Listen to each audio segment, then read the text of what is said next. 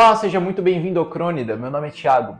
E neste vídeo daremos início a uma série de vídeos sobre cultura helênica, cultura grega. Trataremos de obras literárias, das guerras que aconteceram na Grécia Antiga, de filosofia e de um tema muito interessante, que é cardeal e é fundacional dessa cultura, que são os deuses gregos, a mitologia grega como um todo. Bem, eles estão muito presentes no imaginário das pessoas, diversas obras pop já os retrataram, mas como o homem grego da Grécia Antiga mesmo via os seus deuses e como a mitologia explica suas origens. É isso que veremos neste vídeo.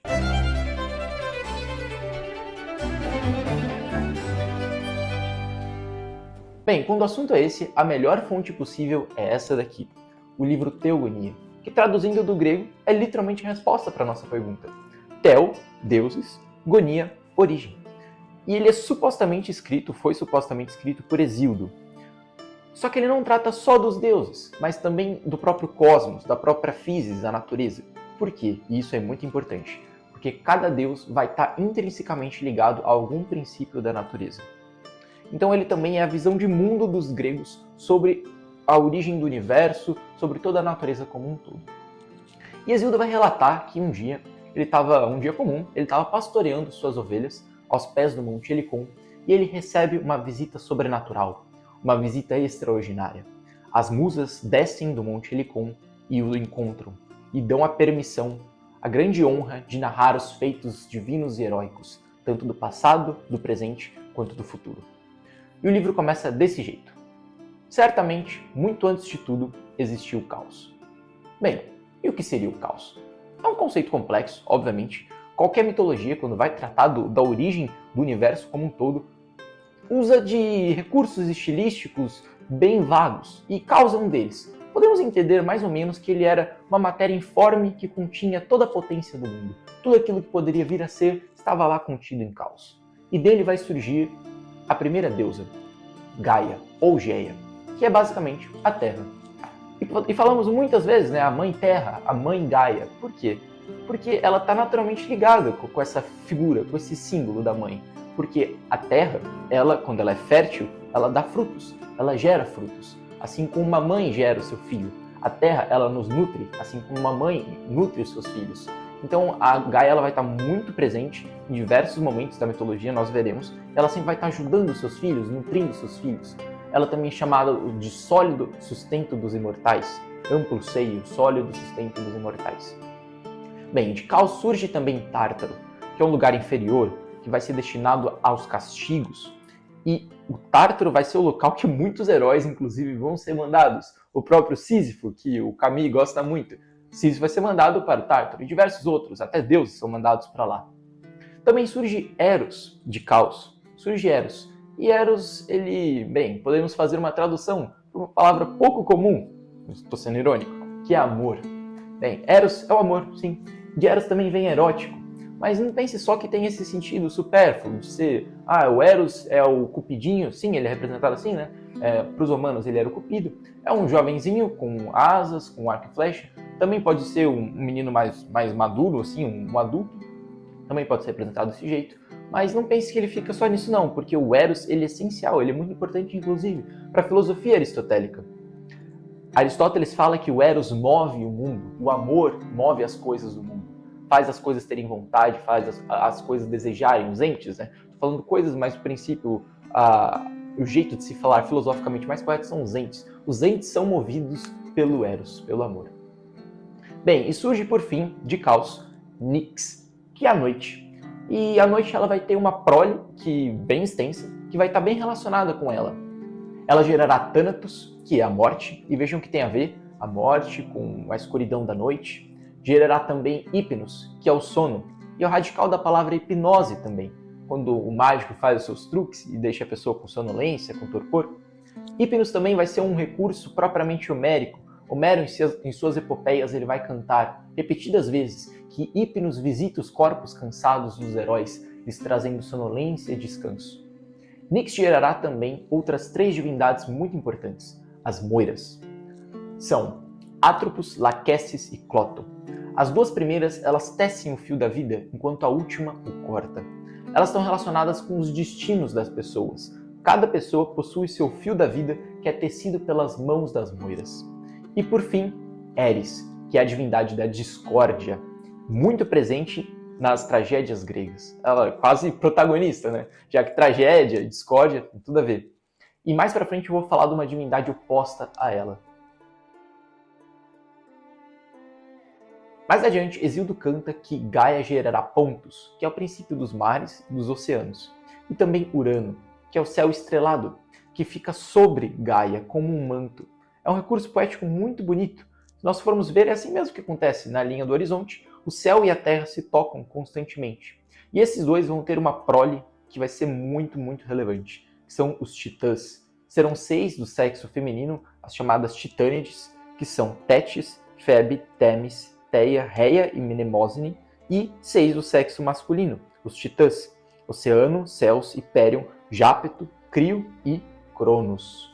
Este último é o deus do tempo, está presente em várias palavras relativas ao tempo, cronológico, cronômetro, crônico, e ele vai ser basicamente o mais importante de todos os titãs. E Hesíodo diz que ele era o mais jovem e o mais terrível dos irmãos, que odiou seu vigoroso pai.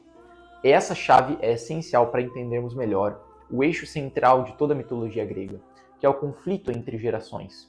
O pai injusto contra o filho que se destaca entre os irmãos, que tem coragem de pôr um pé à frente para liderar os irmãos contra esse pai injusto.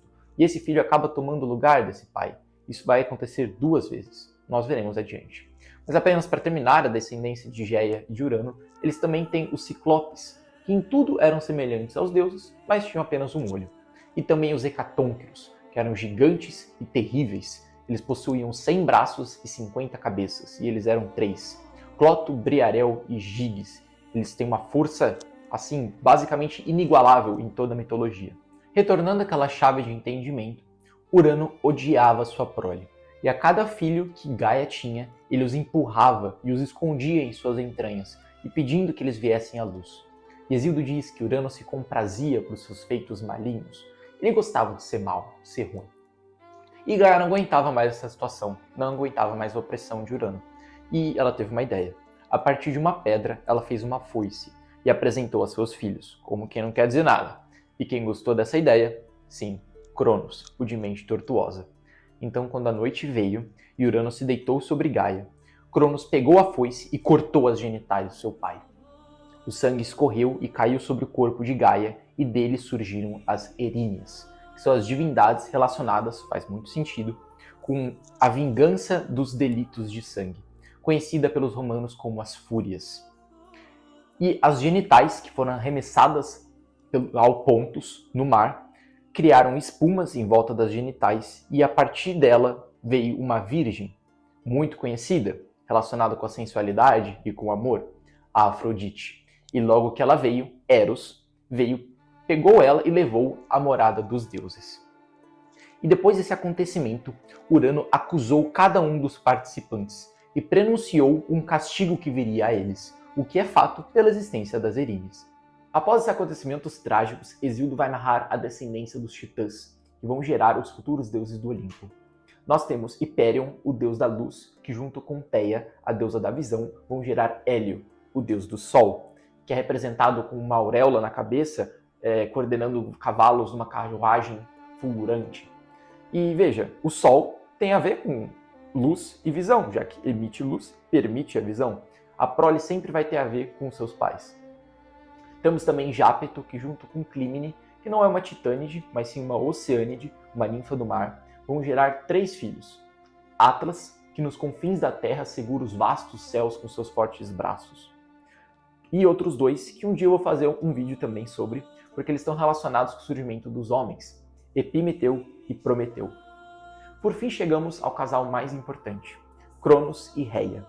Juntos eles gerarão Deméter, que é a deusa da agricultura, Hera, que é a deusa do matrimônio e também das grávidas, ela é protetora das grávidas, Hades, que é o rei do submundo. Vejam, não necessariamente Hades é do mal, isso daí é uma coisa que as artes, enfim, os filmes modernos, eles erraram um pouco, porque Hades só é o cara que ficou incumbido de cuidar das almas do submundo, não necessariamente ele é do mal. Também temos Poseidon, que é o deus do mar, dos mares e também dos terremotos. E por fim chegamos nele, Zeus, pai dos deuses e dos homens, a autoridade máxima para eles. Ele também possui um epíteto, que é porta-égide, porque ele segurava um grande escudo. Mais adiante, Hesíodo vai falar que, basicamente, esses filhos não tiveram muita paz, porque existia uma profecia que dizia que um dos filhos de Cronos iria tomar o seu lugar, ia subjugá-lo e reinar entre os deuses. Então, o que Cronos fez? Comeu todos. Simplesmente, todos os filhos que a Réia tinha, ele se alimentava deles. E aí, aqui é um símbolo muito interessante. Lembram do que Cronos é Deus? Deus do tempo. E o que o tempo faz com as coisas? Come tudo. Ingere tudo, destrói tudo. Até as coisas que o próprio tempo gerou, ele destrói. E é o que Cronos faz. Os filhos que ele gerou, ele os come, eles os destroem. Só que, quando Zeus foi nascer, as coisas foram um pouco diferentes. Réia pediu ajuda à sua mãe, Gaia, e ela levou o Zeus, que ele tinha acabado de nascer, para a ilha de Corinto, para o Monte Egeu. E lá ela criou Zeus.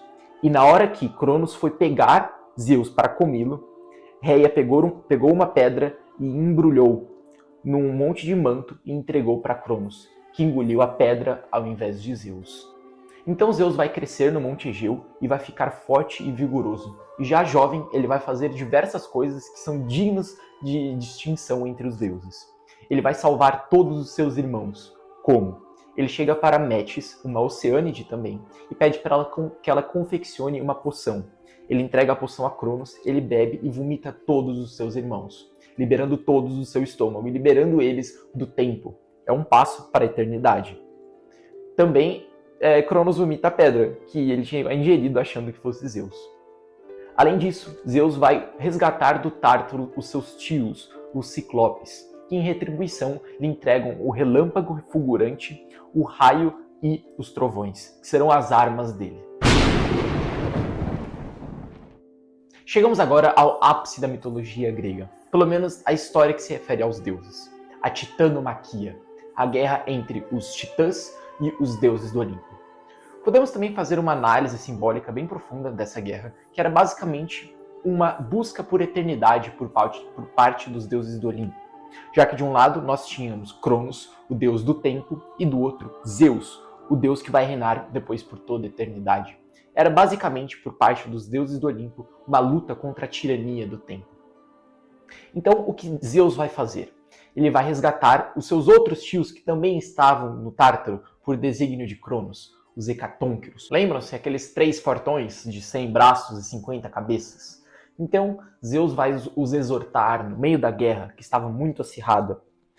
E ele vai falar assim: faz muito tempo que lutamos todos os dias, os deuses titãs e todos os que nasceram de Cronos, uns contra os outros, pela vitória e o poder. Na funesta luta contra os titãs, mostrem a grande força de seus invencíveis braços. Recordem a doce lealdade e como, por nosso desígnio, depois de tantos sofrimentos, voltaram a ver a luz de novo, deixando a nevoenta escuridão, aprisionados a dolorosas cadeias. Então os Hecatônquiros começam a lutar, e os deuses do Olimpo começam a vencer, e a luta se torna cada vez mais forte e mais intensa, e vai abalar todo o cosmos. Hesíodo canta assim: terrível rugia o Pontos infinito. Géia ressoou fortemente, e o vasto Urano gemeu ao ser sacudido. O solo do alto Olimpo tremeu, e sob os golpes dos imortais, e até ao Tártaro nevoento chegou o estrondo surdo dos pés, e o horrível fragor dos golpes brutais nas indizíveis batalhas. Então chega o momento, em todo esse calor da batalha, que Zeus vai bater o pé e vai falar: eu sou o pai de todos, dos deuses e dos homens. E ele vai fazer isso daqui. Zeus não mais conteve sua cólera. O furor penetrou em suas entranhas e ele então mostrou toda a sua força. Do céu e do Olimpo, relampejando, ele avançava incessantemente, enquanto os raios com trovões e relâmpagos voavam sem cessar de sua poderosa mão. Então o que acontece depois de ele fazer esse ataque com seus raios, ele vai cegar os titãs. E no momento que ele os cega, os Hecatônquiros vão pegar em cada mão uma pedra. Ao todo serão 300 pedras e vão jogar em todos os titãs. E essas pedras vão os empurrar até o Tártaro. E nesse momento, os deuses do Olimpo vão vencer os titãs. Mas não pensem que os desafios de Zeus acabaram por aí. Depois que eles vencem os titãs, Géia vai ter um outro filho, Tifão, o monstro terrível e hediondo, de cujos ombros saíam 100 serpentes. E ele também cuspia fogo, ele era fortíssimo. E então nós temos a Tifonomaquia, a guerra entre Zeus e Tifão. Que Zeus vai sair vencedor. E quando ele vence Tifão, todos os outros deuses pensam, bem, quem nos reinará agora? Eles pedem uma dica, né? Eles pedem o conselho de Gaia, e Gaia diz que pela justiça, força e ampla visão de Zeus, ele deveria reinar entre os deuses. E é o que acontece. Entramos agora num período de relativa paz, e Zeus vai ter uma vastíssima prole. Ele vai com Mnemosine, que é a deusa da memória, ter as musas, que eu comentei já no início do vídeo. E faz muito sentido, porque o que as musas fazem é lembrar os poetas dos feitos. Então, elas também concedem a memória. Bem, elas são filhas de Mnemosine, a deusa da memória. Faz sentido, não? Bem, com Leto, Zeus vai ter também Apolo, que é o deus da razão, da simetria, das proporções, da música. E um deus que um certo filósofo não curte muito. Bem, com Leto também terá Ártemis, que é a deusa da caça e da castidade. E com Hera, a sua esposa, ele terá Ares, que é o deus da guerra e o mais forte no Olimpo depois de Zeus, e Hebe, a deusa da juventude, a responsável por entregar e servir o néctar, que era esse líquido que dava a juventude aos deuses. Ela fazia isso nos seus encontros. Eis agora um negócio meio esquisito, eu não vou negar não. Simbolicamente faz sentido, mas não deixa de ser estranho. De sua cabeça, Zeus vai ter Atenas. E vejam, Zeus era prudente, certo? Zeus era um cara que tinha muita visão de mundo, uma ampla visão. E Atenas vai ser a deusa da sabedoria e também da guerra. E ela vai estar muito presente também nas obras de Homero. Ela vai estar atuando assim constantemente em favor dos heróis gregos. E quando Zeus tem Atenas desse jeito meio esdrúxulo, a sua esposa, Hera, sente-se desafiada. E ela busca também ter um deus de um jeito sozinho. E ela tem Hefesto, que é o deus da metalurgia, o deus coxo, que é denominado porque ele tinha uma simetria entre suas pernas. Ele era também o deus dos vulcões. Bem, ele confecciona basicamente todos os artefatos que são usados na mitologia, que são basicamente a égide de Zeus, a armadura de Aquiles, o arco e flecha de Eros, o cetro de Agamenon, o tridente de Poseidon e a cinta de Afrodite, entre diversos outros. Ares e Afrodite também terão uma filha, a Harmonia. Isso é interessante se pensar, porque Ares é o deus da guerra, certo? E Afrodite do amor. Então, dessa união esquisita, meio oposta, dialética, entre amor e guerra, nasce a harmonia. Pode-se pensar que talvez os gregos não eram nem belicistas demais, muito a favor na guerra, nem muito suavinhos e talvez muito doces. Eles gostavam do meio termo, uma guerra, um pouquinho de amor, enfim. Ela, para os romanos, terá o nome de Concórdia. E ela será desposada também por Cadmo, que é o herói fundador da cidade de Tebas. E ela vai ter Semele.